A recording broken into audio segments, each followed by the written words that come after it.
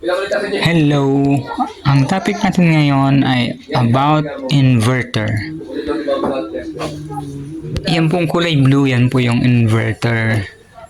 So yun po yung ating battery status ngayon. So naka 100%. So, puno na po yung battery as 4 PM. Magagamit na po natin yan mamayang gabi. Kasi po, mayroon tayong battery. Diyan po ini-store yung power. So, 12.8 volts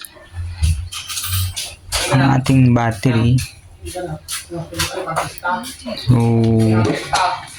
ang trabaho po ng converter ay ng inverter ay i-invert niya yung kuryente or ko-convert niya from 12 volts to 220 volts. So, yan po yung wire from the battery papunta sa breaker na 63 amperes. And then yung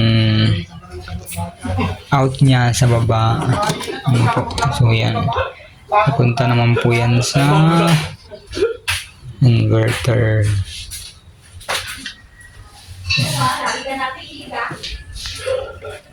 Papuntang 220 volts. Yan na po yung kanyang output.